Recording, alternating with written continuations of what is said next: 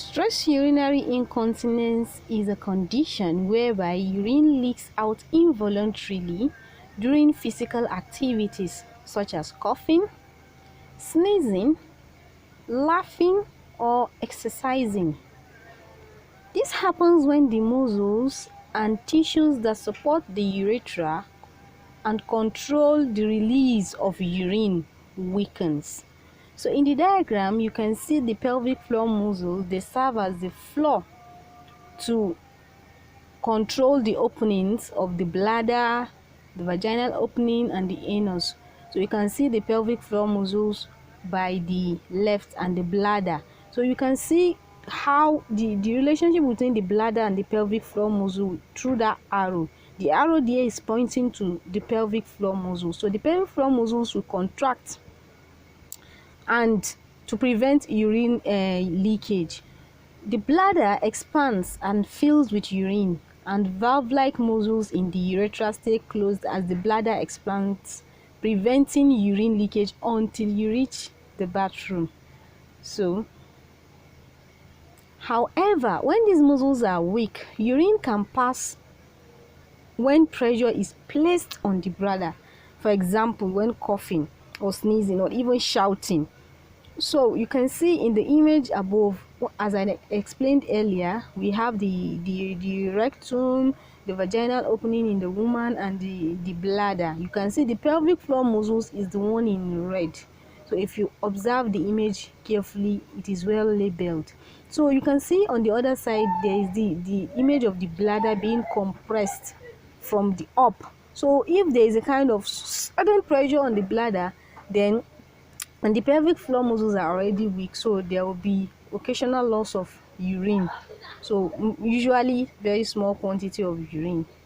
So SUI is the most common type of urinary incontinence in women and can be caused by factors such as childbirth, obesity, chronic cough, pelvic surgeries, and menopause. Here is a step-by-step approach to managing stress urinary incontinence in women. Number one is pelvic floor muscle training. Of course, that's the first line of management in urinary incontinence, stress urinary incontinence. This is also known as Kegels. This exercises this and strengthens the pelvic floor muscles, and it improves stress urinary incontinence and prevents the condition from worsening. So how do you perform Kegels the right way? Because a lot of people don't know how to perform Kegels, the right way. Most people just go on Google, okay, squeeze, release, squeeze, release. That's not Kegels. In fact, one might be doing more harm than good if you don't learn the proper way to perform Kegels. So this is how to perform Kegel. Sit or lie down comfortably with your knees slightly apart.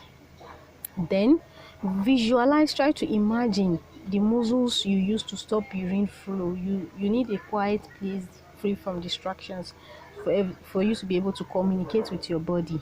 These are your pelvic floor muscles. When you visualize the muscles you use to stop urine flow, so tighten these muscles by squeezing and lifting them upward, so as if you are pulling them away from the seat you are seated on. So hold the contraction for a count of 5 seconds, then relax for a count of 5 seconds. Make sure you don't hold your breath while holding the contractions, and make sure your tummy is not, you are not squeezing your tummy, you are not squeezing your buttocks, you are not squeezing your thighs, and just focus on the muscles, specifically the ones you use to urinate. So, and repeat this 10 times in a row, aiming to complete 3 sets daily. Remember, you have to be consistent. You have to breathe normally throughout the exercise, as I mentioned earlier, and avoid holding your breath and avoid straining. So the second one is lifestyle modifications. For example, it is when you lose some weight, automatically you are reducing the pressure on your bladder, and then there is a hope that there will be reduction in the frequency of urine leakage. So these are the risk factors of urinary incontinence. So when you reduce all these risk factors, there is lesser risk of you leaking. So adding fiber to your diet, quitting smoking, and avoiding bladder irritants such as caffeine and alcohol can cause SUI. So let's look closer at adding fiber to your diet. Why do you need to add fiber to your diet? Because constipation is also a risk factor. It can also increase your risk of having stress urinary incontinence. How? Because when you have constipation, you go to the toilet, you have to strain for bowel movements to happen, and in the process of straining, you are putting excessive pressure on your pelvic floor muscles, which in turn can weaken your pelvic floor muscles over time. Then number 3 is behavioral therapies. We have biofeedback and bladder training. They can be very helpful, and this is usually supervised by a physical therapist. They will be the one to guide you through all these therapies, the bladder training and all. Then vaginal inserts. Yeah, there are some instances where there is a need for vaginal inserts, because when you start pelvic floor muscles training, it's usually not a very fast track to healing, although it is the best, but it's not a fast track. So in athletes, when they have something to do, they need to run, and they leak more when they are running or jumping, so you can just get a vaginal pessary to use for that time being. So, and then when you come back, you're advised to remove it and continue with your pelvic floor exercises. So it serves as a temporary escape, or maybe you are in situations whereby you know it will be very awful for you to leak, so you use vaginal inserts, and some people even use it permanently for like 1 to 2 years. So, and then we have electrical stimulation. That this is when you enroll for pelvic floor rehabilitation, and a physiotherapist, and use electrical stimulation to a kind of strengthen your pelvic floor muscles. So, and then surgery is usually the last resort.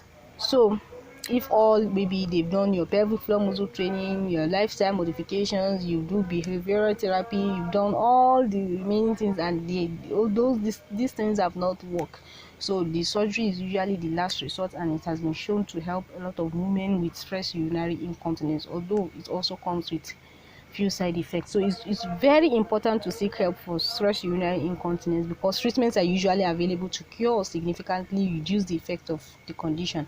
And then choosing the right treatments for you should be in partnership with your healthcare professional. Thank you.